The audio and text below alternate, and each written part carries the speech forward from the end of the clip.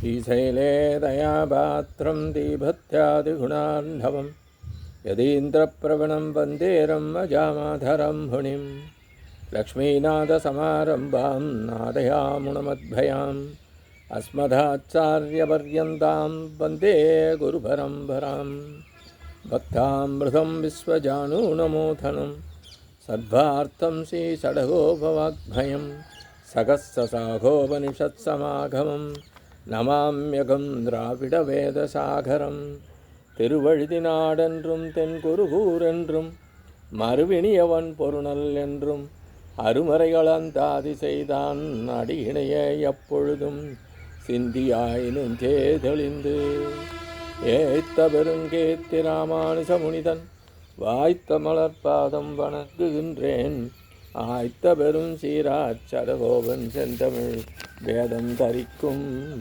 பேராத உள்ளம் பெற.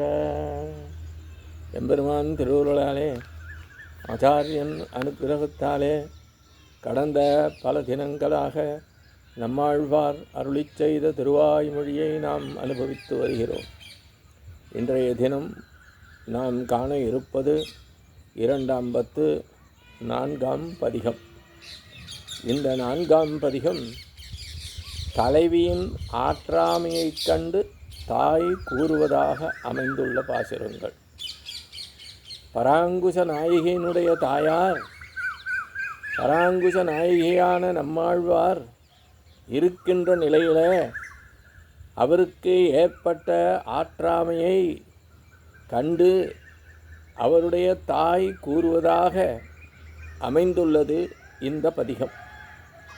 இந்த பதிகத்தில் நாம் இன்று காண இருப்பது 1ஆம் பாசுரம். ஆடி ஆடி அகங்கரைந்த இசை பாடி பாடி கண்ணீர் மல்கியங்கம் நாடி நாடி நரசிங்காவென்று பாடிவாடும் இவ்வாணுதலே.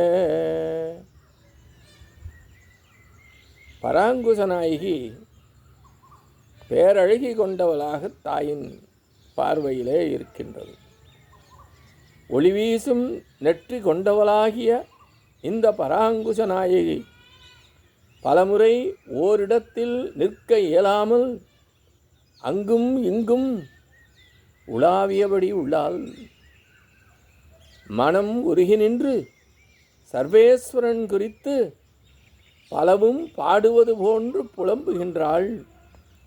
கண்கள் முழுவதும் கண்ணீரால் நிரம்பப் பெற்று அனைத்து திசைகளிலும் சர்வேஸ்வரனுடைய வருகையை எதிர்பார்த்து நோக்கியபடி நரசிம்மமூர்த்தி என்று கதறி வாடி நிற்கிறாள் என்பதாக இப்பாசுரம் அமைந்துள்ளது. ஆபத்து ஏற்பட்ட அந்த நேரத்தை பிரகல்லாதனுக்கு தான் எழுதி கொடுத்த தாமிரப்பட்டயத்திற்கு ஏற்ப உள்ளது போன்று இந்த ஆபத்து காலத்தில் அவன் நமக்கு உதவாமல் இருக்க மாட்டான் என்று உறுதியுடன் பிரகல்லாதன் அழைத்தான். அப்போது உடன் ஓடி வந்து உதவும் தன்மை உள்ளவன் ஆகிய நரசிம்மமூர்த்தியை அழைக்கிறான் என்று தாயார் கூறுகிறாள். அமர்ந்திருத்தல், நடத்தல், படுத்து கிடத்தல் போன்ற அனைத்து நிலைகளிலும் எந்த வேறுபாடும் இல்லாமல் பிரிவுத் துன்பத்தால் வாடியபடி பராங்குச நாயகி இருப்பதாலே ஆடியாடி என்று தாய் இங்கே கூறுகிறாள். ஆடி என்பது நாட்டியம் போன்ற செயல் அல்ல. அங்குமிங்கும் நிலை கொள்ளாமல் உளவியபடி இருத்தலே ஆடி என்று இங்கே ஆழ்வார் குறிப்பிடுகின்றார்.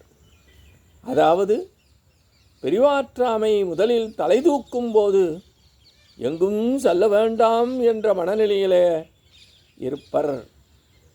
அதன் பின்னர் பெரிவாற்றாமை கட்டுக்கடங்காமல் போகும்போது அங்குமிங்கும் சஞ்சரிக்கத் தொடங்குவர்.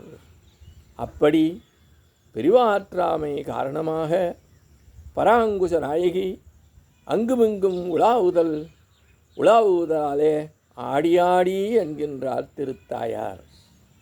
இத்தனை துன்பம் ஏன் அடைய வேண்டும்?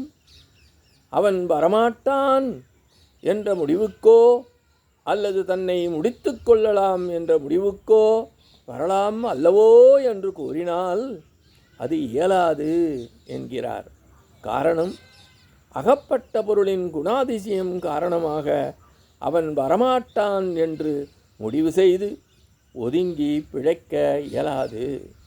மீண்டும் ஒருமுறை ராமனை நிச்சயமாக காண இயலும் என்றுள்ளபோது உயர்ந்த உயிரை வீணாக போக்கிக் கொள்ள வேண்டாம் என்று கருதியவனாக ராஜ்யபாரத்தை பரதன் நடத்தியபடி இருந்தான் அல்லவோ? அதுபோன்று பராங்குச நாயகி இருந்தாள். இவளுடைய செய்கைகள் அனைத்தும் அவள் கண்களால் கண்ட அவனால் தடுமாறுவது போன்று இவளுடைய மனமும் இவள் நெஞ்சத்தால் அவனுக்கு அடிமையான காரணத்தால் தளர்ந்தது என்கின்றாள் தருத்தாயார். இவள் உண்மையில் பாடவில்லை, ஆடவில்லை. ஆனால் அவன் திருநாமத்தை இடைவிடாமல் கூறிக்கொண்டிருப்பது பாடியபடி உள்ளது போலும். பெரிவாற்றாமையின் காரணமாக இவள் அழைப்பது பாடல் போல் உள்ளது. முதலில் அழைக்கும் குரலின் ஓசையைக் காட்டிலும் இரண்டாவது முறை அழைப்பது சற்றே குறைவான ஓசையுடன் உள்ளது. நீர்ப்பண்டம் போற்று உருகிய மனம் இசையாக வேகமெடுத்து வந்தது. மீதமுள்ள உருகிய மனமானது கண்ணீராக வெளியேறியது.